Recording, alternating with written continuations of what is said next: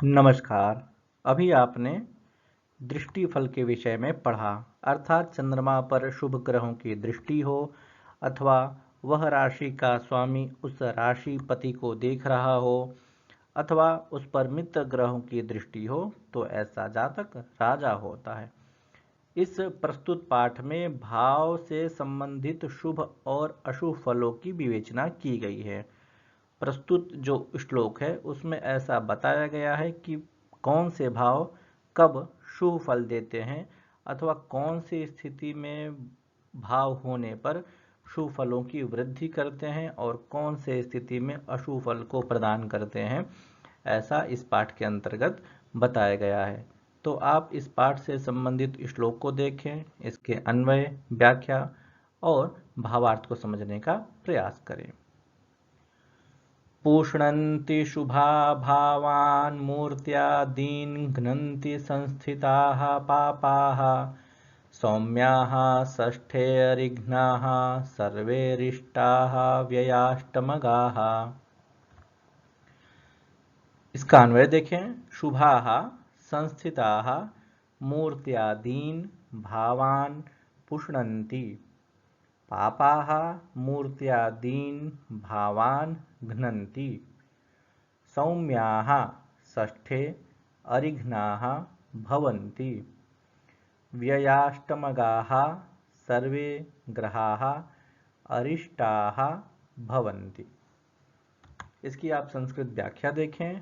शुभाः शुभग्रहाः संस्थिताः विराजिताः मूर्त्यादीन लग्नादीन, मूर्ति शब्द लग्न का वाचक होता है तो लग्न इत्यादि जो 12 भाव हैं, भावान भावान पुष्णन्ति वृद्धिं कुर्वन्ति पापाः पापग्रहाः मूर्त्यादीन भावान घ्नन्ति नाशयन्ति नष्ट करते हैं। सौम्याः शुभग्रहाः षष्ठे शत्रुभावे अरिघ्नाः शत्रुनाशकाः भवन्ति व्ययाष्टमगाः द्वादश अष्टमगताः सर्वे ग्रहाः अरिष्टाः कष्टदाः भवन्ति। यह हुई इसकी संस्कृत व्याख्या। अब आप इसका हिंदी भावार्थ समझने का प्रयास करेंगे। तो प्रस्तुत श्लोक में लग्न इत्यादि जो द्वादश भाव होते हैं वह शुभ फल कब देंगे और अशुभ फल कब देंगे वह बताया गया है। तो सामान्य रूप से ज्योतिष शास्त्र में एक सिद्धांत है कि शुभ ग्रह जिस स्थान पर रहते हैं वहां पर शुभ फल देते हैं और पाप ग्रह जिस स्थान पर होते हैं वहां पर पाप फल देते हैं। तो उसी सिद्धांत का प्रतिपादन करते हुए आचार्य वराह मिहिर ने बताया है कि शुभ ग्रह जिस भाव में स्थित हों तो उस भाव के फल की वृद्धि करते हैं और पाप ग्रह जिस भाव में हों तो उस भाव से संबंधित फलों को नष्ट करते हैं अथवा उसमें व्यवधान उत्पन्न करते हैं। जैसा कि आप जानते हैं सूर्य, शनि, मंगल ये सब पाप ग्रह हैं और शुभ ग्रह में चंद्रमा, बुध, गुरु और शुक्र। तो ये 4 ग्रह जिस भाव में भी बैठे रहेंगे तो उस भाव के शुभ फलों की वृद्धि करेंगे और 3 ग्रह सूर्य, मंगल, शनि जिस भाव में बैठेंगे वहां पे उस भाव से संबंधित फल का नुकसान करेंगे। जैसे मान लीजिए पंचम स्थान में यदि बृहस्पति बैठा है और पंचम स्थान बुद्धि का, विद्या का, संतान का होता है तो बृहस्पति इन सभी की वृद्धि करेगा। लेकिन उसी पंचम स्थान में यदि शनि हो, सूर्य हो, मंगल हो तो वह पंचम स्थान से संबंधित विद्या के क्षेत्र को नष्ट करेगा, संतति में बाधा उत्पन्न करेगा, बुद्धि में विवाद की स्थितियां उत्पन्न करेगा। मतलब अनेक प्रकार के कष्टकारी स्थितियों को पाप ग्रह जन्म देता है। तो सामान्य सिद्धांत यही है कि शुभ ग्रह यदि है जिस भाव में तो उस भाव का फल मजबूत होगा और अशुभ ग्रह जहां पर है तो उस भाव का फल अल्प मात्रा में प्राप्त होगा, अशुभ मात्रा में ज्यादा प्राप्त होगा। इसके अतिरिक्त आचार्य वराहमिहिर एक बात और कह रहे हैं कि षष्ठे अरिघ्नाः, छठे भाव में यदि कोई शुभ ग्रह है तो वह जातक शत्रुनाशक होता है, शत्रुहंता होता है। अर्थात जिसकी भी जन्म कुंडली में छठे स्थान में कोई भी शुभ ग्रह है तो वह जातक शत्रुओं का नाश करने वाला होता है।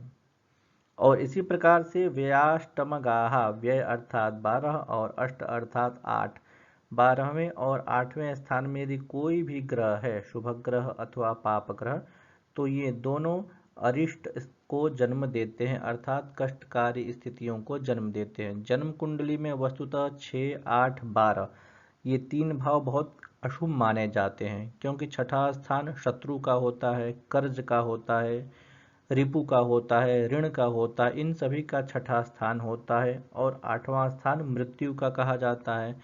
और ठीक इसी प्रकार से 12वां स्थान जो व्यय का कारक होता है, शारीरिक व्यय का द्योतक होता है, उसको कहा जाता है।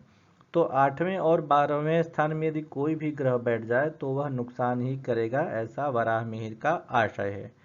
और छठे स्थान में यदि शुभ ग्रह चला जाए, जैसे मान लीजिए किसी की जन्म कुंडली है, उसमें छठे स्थान में बृहस्पति बैठा है, तो ऐसा जातक शत्रुओं का नाश करने वाला होगा।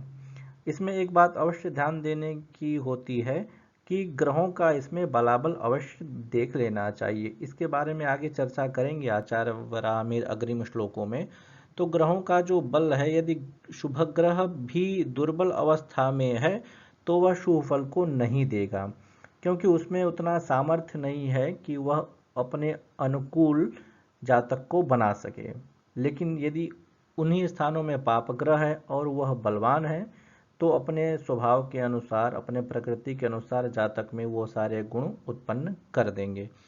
तो इसलिए फलादेश करते समय ग्रहों के बलाबल का अवश्य विचार कर लेना चाहिए। यदि राशि पति कमजोर है, लग्न पति कमजोर है, या किसी भी भाव का आप फल कह रहे हैं उस भाव का स्वामी कमजोर है, या उस भाव में बैठा हुआ ग्रह कमजोर है, तो निश्चित रूप से उसके भाव से संबंधित शुभ फल प्राप्ति में अनेक प्रकार की बाधाएं उत्पन्न होंगी, परेशानियां उत्पन्न होंगी।